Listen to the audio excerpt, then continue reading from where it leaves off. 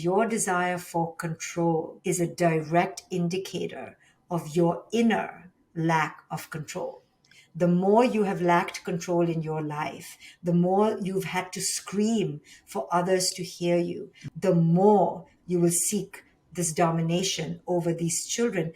And it's easy to dominate children because they are vulnerable to us, they are dependent on us. So we, in doing that, don't realize how we now snuff out their light, like our light was snuffed out, and then we repeat the generational patterns. This highly charged environment that gets created when you want to control another human being is inevitable because no human being wants to be controlled. So it's natural for our child to push back, to want their own inner governance and their own inner authority. But because we were robbed of it as children, we don't see it as a natural process. We look at it as if they are defying us, as if they are against us. Well, hello there, and welcome to this episode of The Terri Cole Show that I really think you are going to love. I'm talking to all the parents out there, all of the parents of teens, all of the step parents, everybody. If you love a kid, if you're raising a kid in this environment, in this social media driven, scary time to be raising children, you must listen to this interview with Dr. Shefali. She just dropped her new book called The Parenting Map, Step-by-Step Solutions to Consciously Create the Ultimate Parent-Child Relationship. And this is a revolutionary new parenting method by New York Times best-selling author of The Conscious Parent and the Awakened Family, Dr. Shefali. So we really break it down in this interview of what are the frustrations, what are the walls that parents are hitting, and what can they do when you've got a kid who's acting out, when you're so frustrated, when you feel all of this pressure to kind of raise a perfect kid in this society. Like, what you're doing is so hard, and yet she has so many strategies to make it so much easier. So I really hope that you love this interview with Dr. Shefali as much as I loved interviewing her. I am so excited to welcome my friend Dr. Shefali back to The Terri Cole Show. Welcome back, pal. Thank you for having me. It's so great to be here.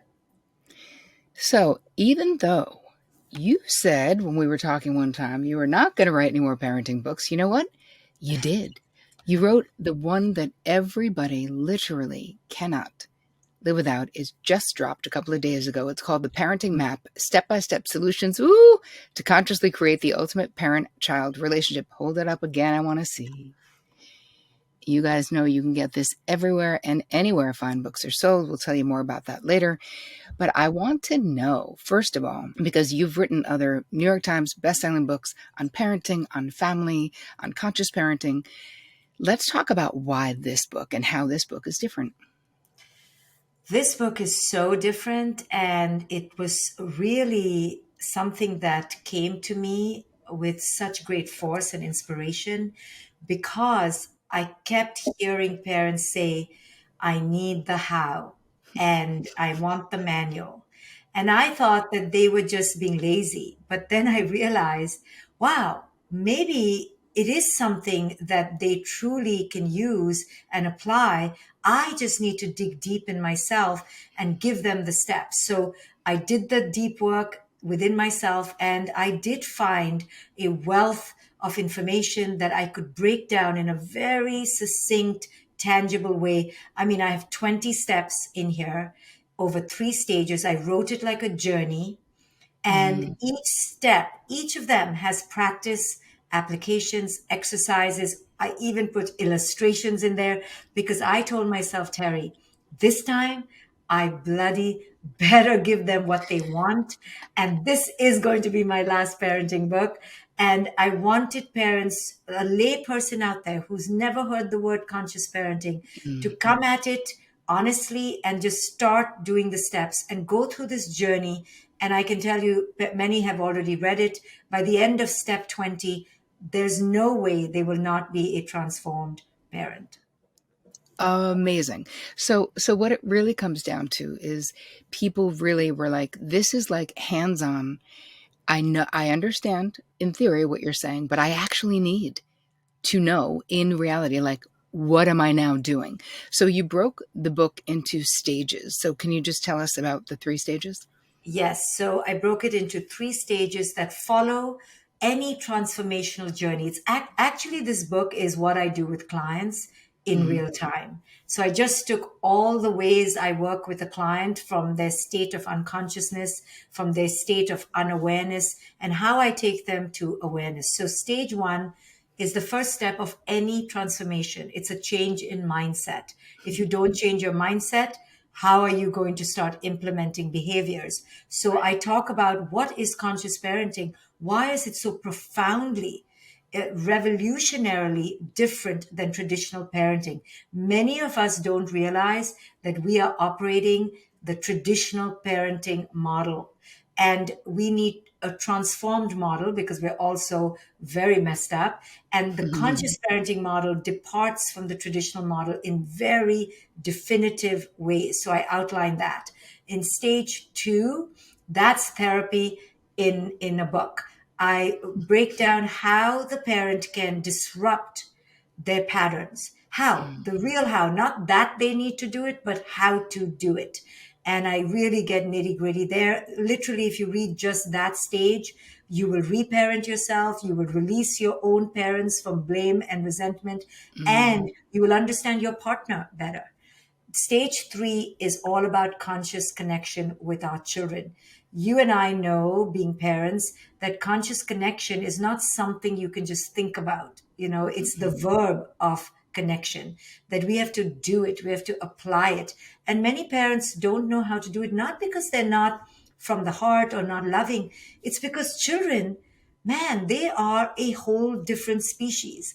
They are their own unique beings. So I talk about understanding kids speak, mastering kids psychology. I learned all this in psychology because I did so many degrees in it. But many mhm, parents out there are going into this parenting without any psychological background, not understanding developmental psychology, who children are, how they think. So I've really broken that down so that they can get their little mini psychology degree in stage three. amazing. Because I feel like it is the understanding that's missing. Because when we think about parenting, especially when kids get to the age where they're separating and individuating, where they're talking back, or they're needing to push away the parent for their own, and I used to say to my therapy clients, like, this is like a developmental phase, and it's normal. Now, it doesn't mean that you put up with a whole bunch of shit. It just means your job is to sort of guide them through. It's like a painful thing that they're going through because they want to separate from you, but they're scared to separate from you, right? And my therapy clients would take it so personally, like, where did my child go and what happened to them? And they would get defensive and they would try to crush them and they would try to control them, not really trying to understand them. So, how does conscious parenting sort of play into that sort of phase of development? Right. So whether it's a toddler or a preteen or the dreaded teenager or your adult child, all of them have a desire to be seen and understood for who they are, where they are. Conscious parenting teaches the parent that the reason they are unable to connect with their child, no matter what age of development, is because they are rejecting a part in their child that they have rejected in themselves. So, similarly, like you said, if the teenager is quote unquote defiant, the toddler is crying over the wrong socks, the preteen is crying over their pimples, whatever shows up in the parent as a trigger Mm, is not showing up because of the external event. It's showing up because of a past wound that the parent has not parented within themselves. So conscious parenting challenges the parent to parent themselves in those moments. And these are the wonderful portals of invitation that children offer us to heal that within us that is still lying bereft, denied, suppressed, abandoned. So we get to view those moments as those portals. But if we don't have the training to do that, then we're going to take everything personally as if the child is purposely manipulating us, the child is purposely abusing us. And yeah. like you said, Toddlerhood and teenagehood are those two transition phases where they are trying to separate. Therefore, it's going to look really challenging. It's going to look clumsy. It's going to look messy because it is. It's meant to be. Those are the birth canals for the next stage of development. But parents are ill prepared for it and they think that they are a failure. This induces rage Yep. and helplessness, which they then unleash out as dominance and power and control. So Oh, this so then true. then it makes it worse. It makes it worse, right? It And does. so this is the vicious cycle because we're simply unaware of how to understand what our children are going through because we bring up all our personal baggage into the dynamic. Right. And it's the feelings are so charged that Yes. it's like the parent can't see clearly why it's so charged. I would always say to my clients, you have to be aware and look for the parallel process. When you feel really activated, something else is going on. It's not just what it looks like. Can you go deeper? Where have I felt like this before? How is this familiar to you? Like, try to go, oh, there is an original injury, as you said, that needs my attention. And it's so interesting because regular parenting books, traditional parenting books, it seems to be a lot about control and reward and punishment and all of those things. So what do you think is like the number one myth about parenting? Well, exactly what you say. Parenting done the traditional way should just be called controlling, right? Because that's really our main mission, no? But it's not our fault as parents. We were set up to think we could Mm, be the supreme beings in our children's lives. We thought we were on the pedestal with the tiara or the crown, and these little minions would follow our way. And then, damn it, after hour 5, we quickly realized that I have no control. But mm, instead of going within to ask why we're seeking so much control, right. the traditional model has set us up to feel like a failure in those moments. And it has glorified and sanctified the parental discipline industry and given parents the righteousness and Mm, the authority, the audacity to have unquestioned, unlicensed, unregulated, unsupervised access to the parental discipline industry, which really is fear, shame, blame, guilt, and control, and which is punishment, right? yep. But we never stop to examine why the hell do we need to control these human beings? So, in conscious parenting, I teach parents that your desire for control is a direct indicator of your inner lack of control. The more you have lacked control in your life, the more you've had to scream for others to hear you, the Hmm. more you have been with the rug pulled out of under your feet, the more you will seek this domination over these children. And it's easy to dominate children because they are vulnerable to us, they are dependent on us. So we, in doing that, don't realize how we now snuff out their light like our light was snuffed out, and then we repeat the generational patterns. So this highly charged environment that gets created when you want to control another human being is inevitable because no human being wants to be controlled. So it's natural for our child to push back. It's natural for our child to want their own inner governance and their own inner authority.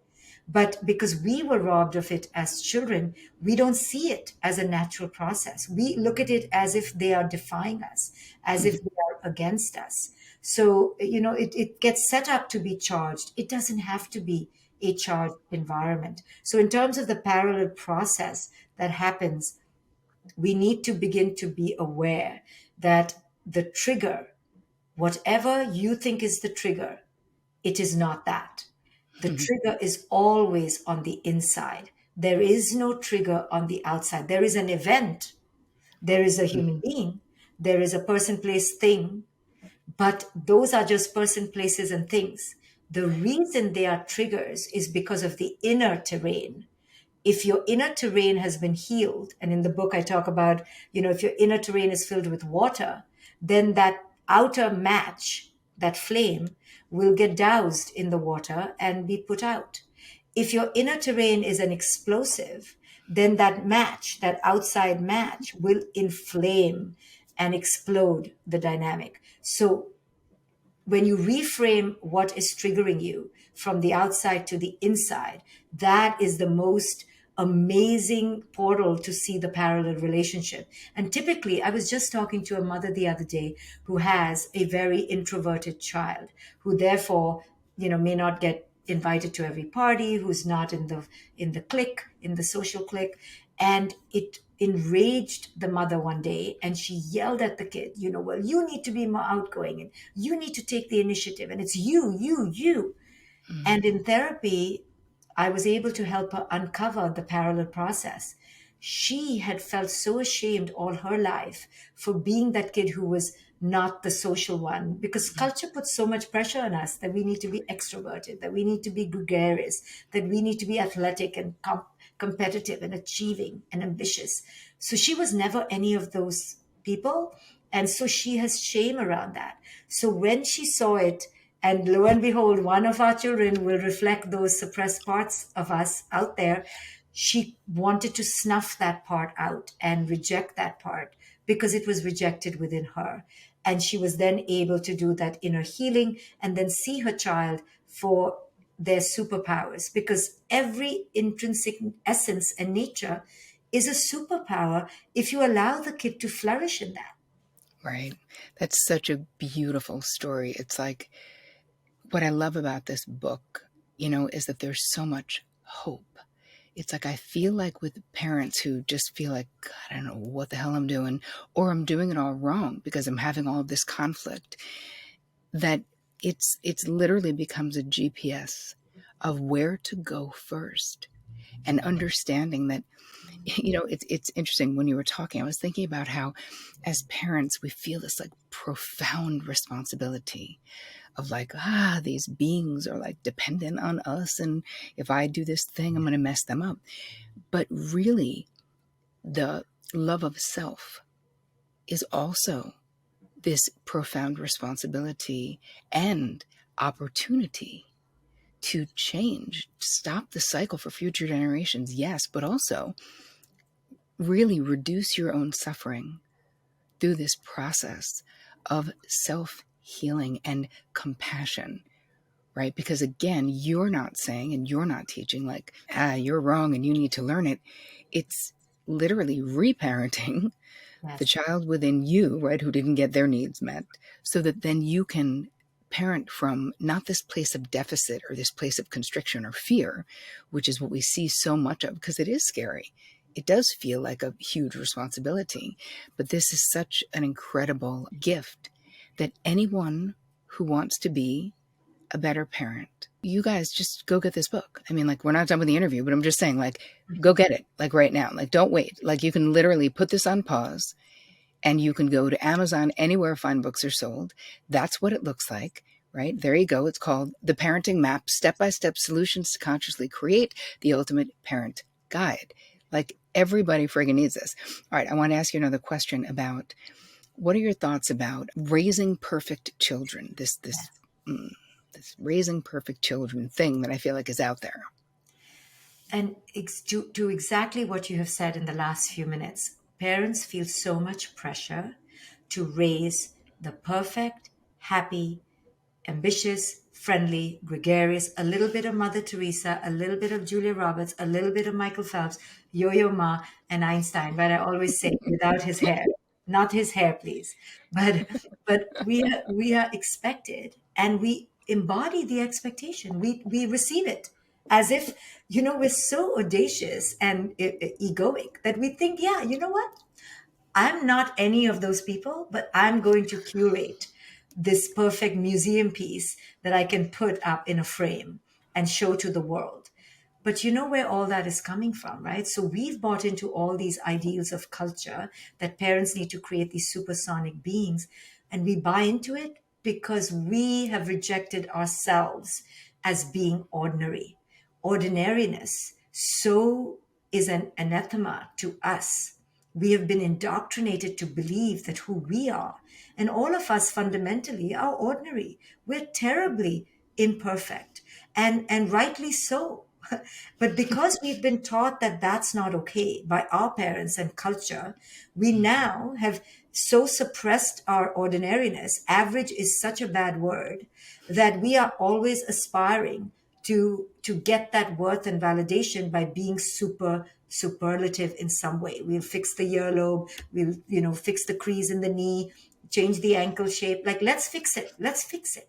So we're fixing ourselves constantly, and our lives are insanely fixable now. This is the tragedy with all this technology. You can actually fix a lot of the shit you don't like. You know, Yep. everything can be on autopilot, remote. All the wrinkles can be ironed away. Everything. We have technology for every part of the body. So now we are even more insatiable in our craving to be superlative beings. But what that does is that it really bypasses the acceptance of the isness of our ordinariness. And when you bypass the isness of ordinariness and imperfection, you actually stop living. You're only in a state of craving, in a state of endless, insatiable lack. You see it around. We are just, even though we have every comfort now, supposedly in the free world, why is there a higher rate of suicidality and higher anxiety than ever before? Because we are bypassing the acceptance of who it is we intrinsically are and what life is intrinsically, which is a crapshoot, imperfect, unpredictable. It is what it is. Deal with it. We're limited. We are limited. Life is limited. You're limited. So now we're bypassing, right? So now, when our children, who are terribly messy, extremely disorganized, horrifically rude, really not logical, and just children, now it is intolerable to us. So, how we have bypassed our own imperfections and sought the unrealistic utopia of perfectionism, we Mhm. do it to our children. We've bought into this idea of beauty. We've bought into the idea of super success as getting us to happiness. We've bought into everything that culture has spoon fed down our throat, and we've willingly ingested it because Mhm. we have this idea that, if I'm just a little bit more perfect, just a little bit more, I'll be happy. I'll be full. My mommy will finally love me. Mhm. And it's so sad because we are killing ourselves in this Yep. insatiable search for perfection. But then we kill our children, and then we do damage to their isness. Then Mhm. they feel that their isness is not good enough. How can we just be in our isness? But all meditation practice and all wisdom teachings talk about the embrace and surrender of our moment by moment isness. And Mm. if we can learn that, then we connect with children, because children are the gurus of isness, Yeah. gurus of the present moment. So Yep. look at the clash between the perfectionitis ridden parent and the ordinariness and the joy and wonder and the simplicity of children. Huge clash. Right. And this is creating so much of the constriction that you're talking about between parents and kids. What do you think about social media and children? Like, where do you stand on this whole thing with cell phones and access to Instagram or TikTok or whatever kids are into these days? Yeah, it sounds like I'm such an easygoing, loosey goosey parent. But when it comes to social media, I've become a tiger. So, no social media, at least till the kid is a teenager, 13, 14, 15, Hmm. because it has devastating impacts on a brain that is unable to integrate so much stimulation, so much distraction, endless comparison. It is just absolute insanity to me that we're even expecting our children to be quote unquote normal when we're Hmm. thrusting them into this artificial world of algorithms that are designed to toxify and to create addiction. I mean, Yep. it is literally manipulating your child's brain. I'm just like, oh my goodness, let's go back to the dear TV. Like, I love TV now. I'm like, let's go to the TV, watch TV all day. Remember when we were raising our kids, there was like, Yeah. you have to limit the TV. But that Yep. TV was great. You know why? Because it never moved. It didn't walk with you. It didn't go in the car with you. And guess what? The next thing did not come until you pressed the remote, right? And Right. the parent had the remote control. And Yep. we've lost that. So we are allowing the invasion of incessant comparison. Our children's identities are information. And if you allow the exposure of this incessant comparison to invade their psyches, it will eternally keep giving them a sense that, oh, I need to be like that, oh, I need to be like that, because they're information. So you need to be the primary influencers in your children's life and keep it simple, because that's all their brain can process all the way till 13. I mean, I'm being very, I'm trying to give into culture a little bit, because I know after 13, 14, the child is going to literally tie the parent up and steal all their money if they don't give them a phone. So you Right. have to give in. But Right. it's really been poisonous. And we see the results. There's been a 10-year study just recently released by BYU researchers that have done a longitudinal study on girls, the effect of social media on girls, and shown a strong correlation between suicidality and social media exposure because of that identity formation issue. They are finding out who it is they are, and they need constant validation and affirmation through simplicity and through caring caregivers. But instead, they're getting it through artificial strangers.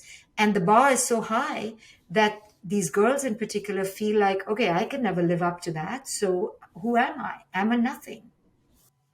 And it's also, like you said, the algorithms are a problem, but there's also all of this people doing face tuning and like actual, like, it's all false. It's like this massive erection of the false self.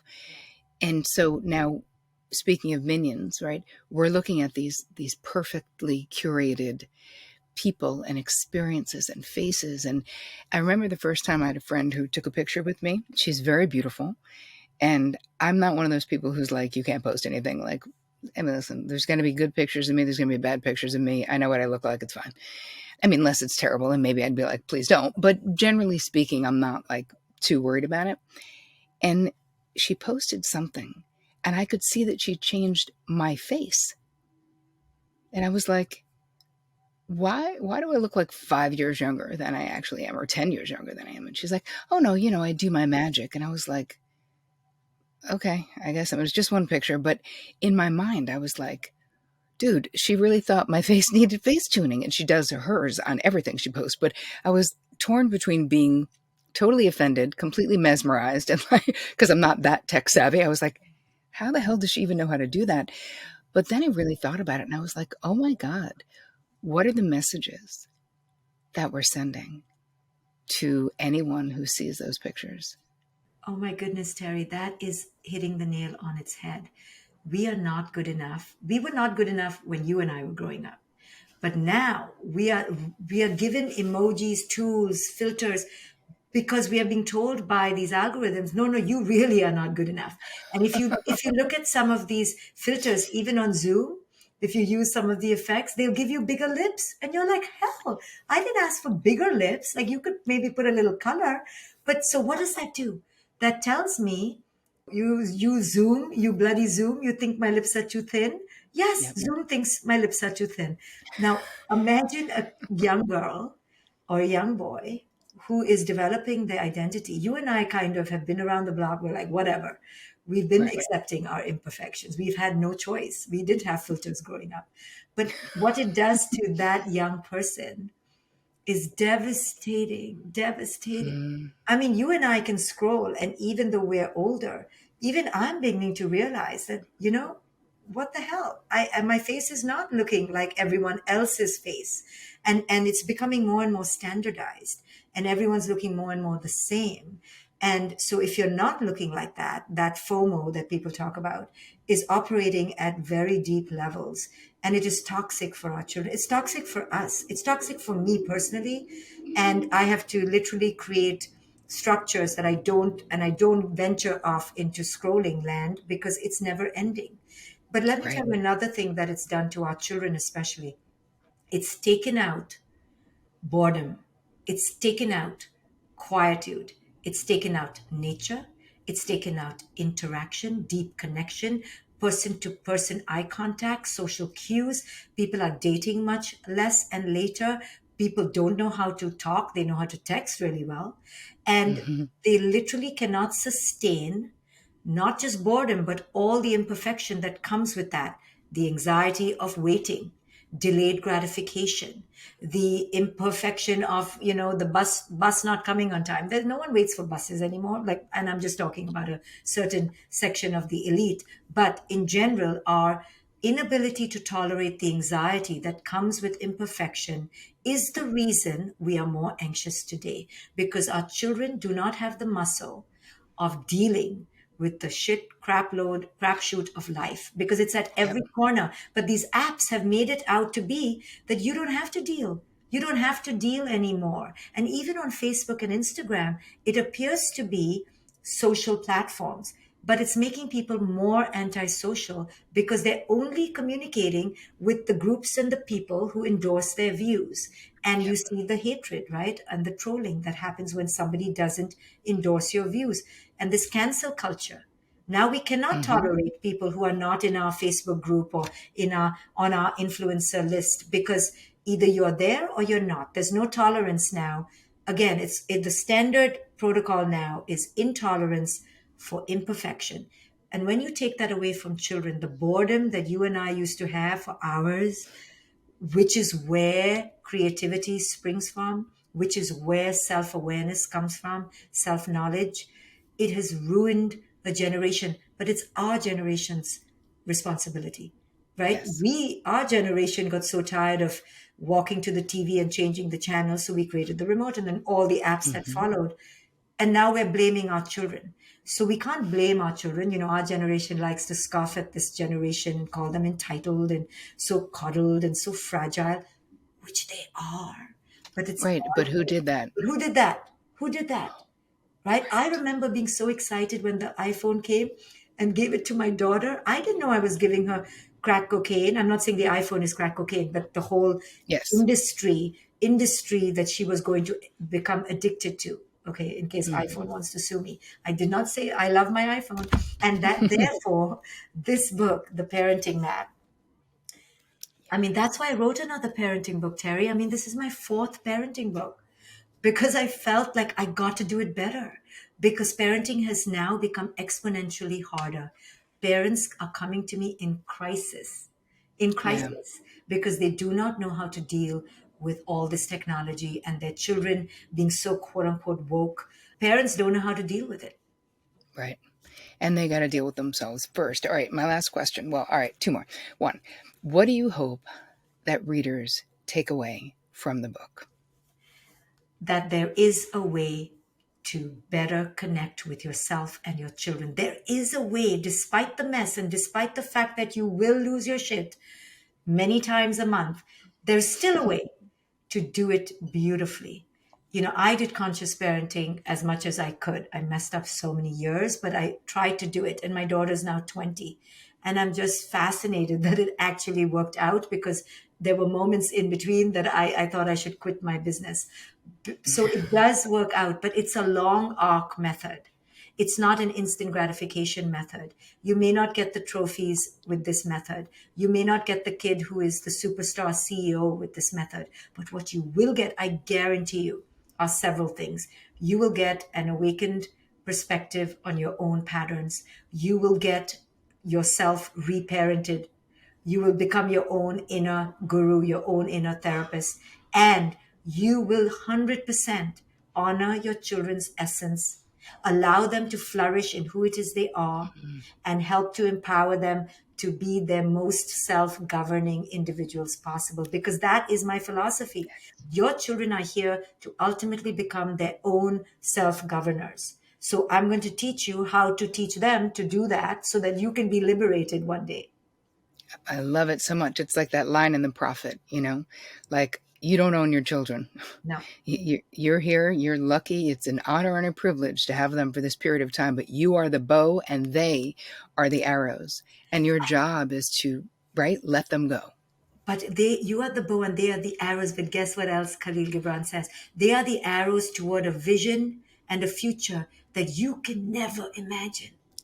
Yes. Right? What that means is we think we're doing it good. We think, we tell them what to wear and to become a doctor or whatever, become an engineer, do this and don't do that. But it's all within the limits of our imagination. Yeah. So trusting that our children come with a resolute sense of inner direction. We all have it within us. It's innate. We just need to be, like you said, the bow that springs that forward, but then let it go wherever it goes. There is no attachment to the outcome. Yes. And he says it goes like to a future that you can't even visit in your dreams. Yes, yes, yes. Right? It's so good. All right, last question. Personally, what has been your most challenging boundary struggle and how did you overcome it? Terry, I read all your books because I have issues with boundaries. But I know my issue. And in this book, I talk about the fixer parent and other Mm. parent types. I'm the fixer parent, pathetically, tragically so. And so I'm working on it.